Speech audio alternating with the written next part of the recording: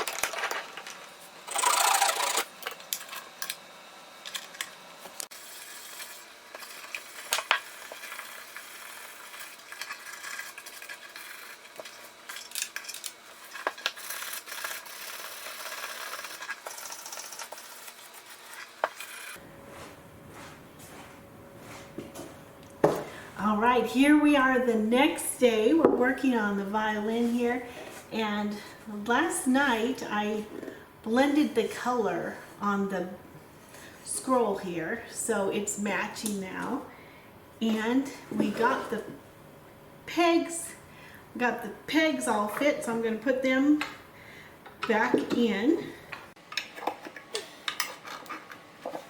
It's only been a day, but there's so much going on that I have to review where am I on this violin and what are we doing. So I also started working on a bridge. And I've got this fit. So it looks like we've got two things left. We need to fit a sound post and we need to put some strings on here. So off we go.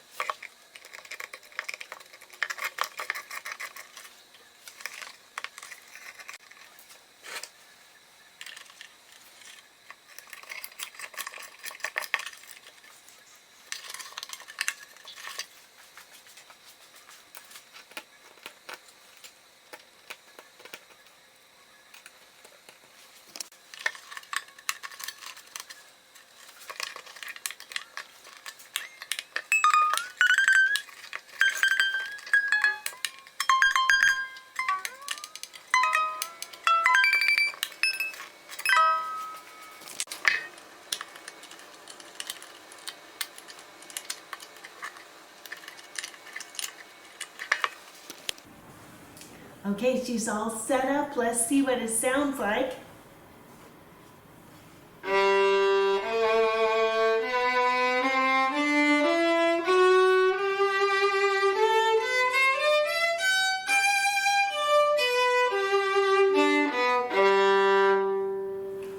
Wow, the volume is just right out there. And I put Pro Art strings on here. So it surprises me with the volume.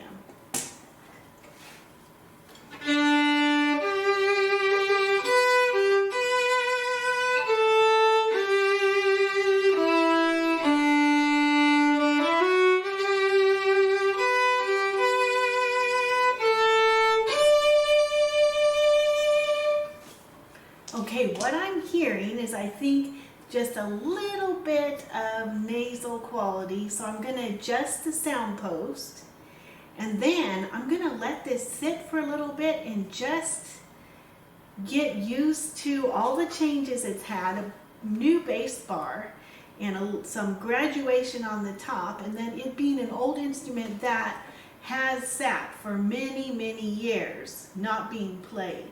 So it's waking up, and I'm hoping it'll calm down just a little bit, but we'll see. Okay, I made just a tiny change to the sound post and a little adjustment to the bridge. Let's see how it sounds.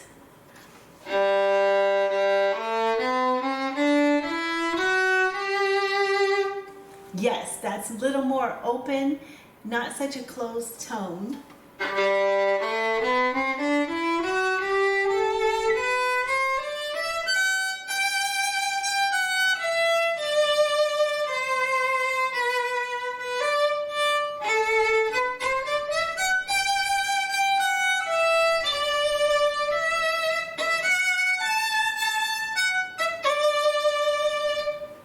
Okay, very nice. Okay, here on our new violin, we're going to rub this down, give it a nice polish, and then we can set it up. Also, we've got to get the fingerboard glued on. So I'm going to rub it down first, then glue on the fingerboard.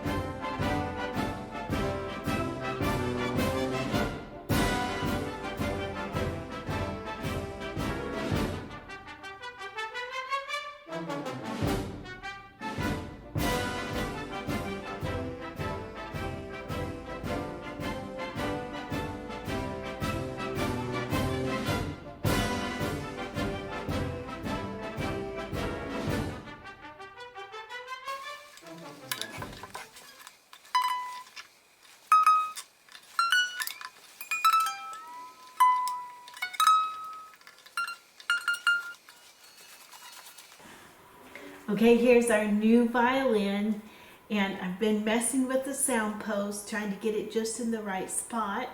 It still has that big sound that I love, but also new instruments like this, you need to keep an eye on the sound post, because a lot of times if you're playing in like a big hall or playing with a lot of power, you need to keep changing the sound post, because the instrument will be expanding with your playing. And I think that might be going on here with this instrument. I think that my sound post, I may need to put a bigger one in, but I'm going to play it right now with the sound post it has.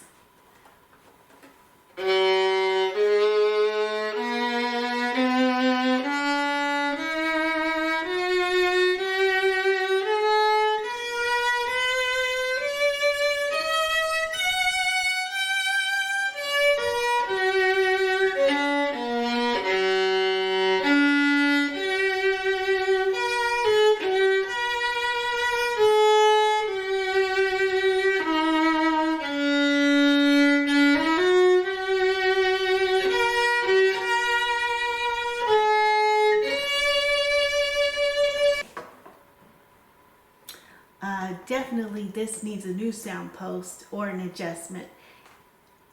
I'm looking for this big giving tone and it's just not there. So be right back. We're going to put in a new sound post.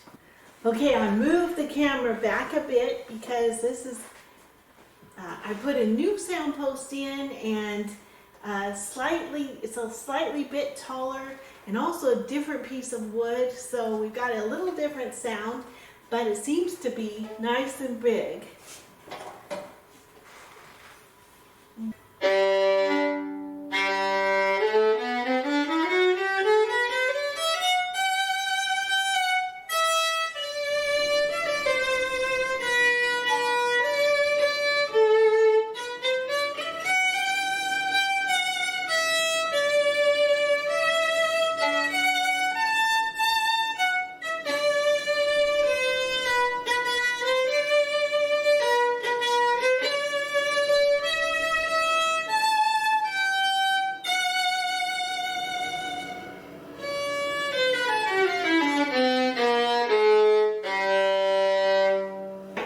It's coming back.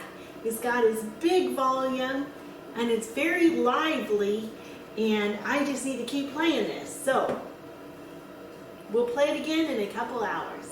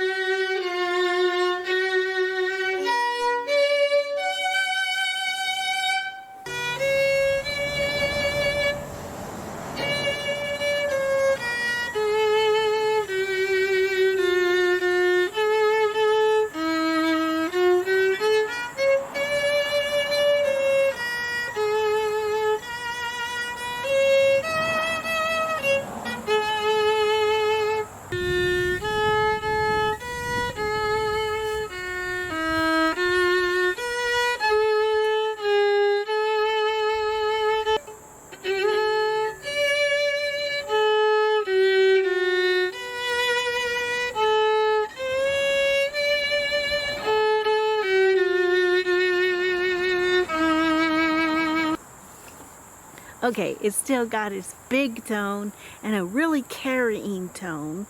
So I'm going to go inside and record Shalom, and we'll put that at the end of the episode. Time for a story. Okay, we're reading in Famous Violinists. And today we're going to read about Louis Spohr. And I'm just going to read you a couple little stories and a little bit about him. So Louis Spohr was the son of a physician, and both father and mother were musical, the former playing the flute while the latter was a pianist and singer. It is said that young Spohr showed his talents remarkably early and was able to sing duets with his mother when only 4 years of age. And then at age 5, he began violin. Then skipping over a few pages, he traveled all over, and of course he wrote many, many works, and he composed lots of music, and his violin music is the most famous of what he composed. And then about 25 years later, during this year, 1808, Napoleon held his celebrated Congress. Spohr was consumed by a burning desire to behold Napoleon and the surrounding princes. Here he found that a French theatrical troupe was performing every evening before the august assembly, but only the privileged few could by any possibility gain admittance to the theater. Spohr's ingenuity was equal to the emergency, and making friends with the second horn player, he induced the artist to allow him to substitute for him one night. Spohr had never in his life attempted to play the horn, but it was now necessary for him to acquire the art before night, and he set to work with such vim that by the time of the performance his lips were swollen and black. But he was able to produce the requisite tones.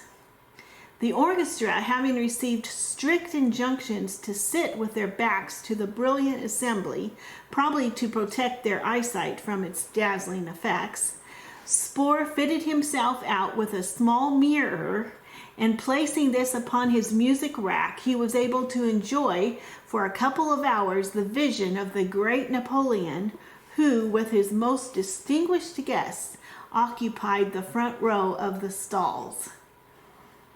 Okay, then I scoot along a couple more pages. In 1815, he made a concert tour in France and Italy, and during that time, he visited Rossini and Paganini, and he played a duet with Paganini, one of his own compositions. And then later, he met with Kreutzer, Viotti, and Cherubini.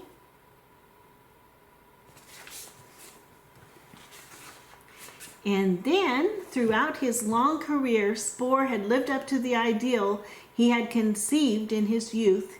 He was a man of strong individuality and invariably maintained the dignity of his art with unflinching independence. He was the most prolific composer, leaving over 200 works in all. As an executant, Spohr stands among the greatest of all time. In slow movements, he played with a breadth and beauty of tone and a delicacy and refinement of expression almost unequaled. His hands were of exceptional size and length and strength, and enabled him to execute the most difficult double stops and stretches with the greatest facility. Now, here's one more story. Amongst the amusing episodes in the life of Spohr was one which took place in London, when a servant brought him a letter desiring Mr. Spohr to be present at 4 o'clock tomorrow evening at the closet of the undersigned. Spohr had not the faintest idea as to the identity of the undersigned, nor the least inkling of that gentleman's design. He therefore replied that he had an engagement at that time. To this note he received another polite epistle asking him to be good enough to honor the undersigned with an interview and to choose his own time. He therefore made an appointment which he kept punctually, and on arriving at the house to which he was directed, he found an old gentleman who was very genial, but who could speak neither French nor German. As Spohr spoke no English, the communication between them was of necessity carried out by pantomime. The old gentleman led the way into a room, the walls of which were literally covered with violins, from which Spohr gathered the idea that he was to pick out that which he considered the best. After trying them all, he had to decide between the merits of half a dozen. And when he finally gave his opinion, the gentleman seemed delighted and offered him a 5-pound note to compensate him for his trouble. This the violinist declined to accept, for he had found as much enjoyment as his host and considered it a privilege to be able to examine such a fine collection of beautiful instruments. The gentleman found a way of satisfying his ideas of compensation by buying tickets to the value of 10 pounds for one of Spohr's concerts. And that's the end on Louis Spohr. And next time we'll look for another story. The Hebrew Minute. Yodu la Hashem Hazdo, Vanif laotaiv livnei Adam. Oh, that men would praise the Lord for his goodness. This is also loving kindness or faithfulness. And his wonderful or miraculous works that he does all the time for the sons of men. If you know where this is found, please leave it in the comments below. Yes, it's raining, just what we need. It's been a while and the ground was getting a little bit dry, so really grateful for the rain right now. Let's go inside and see what's going on.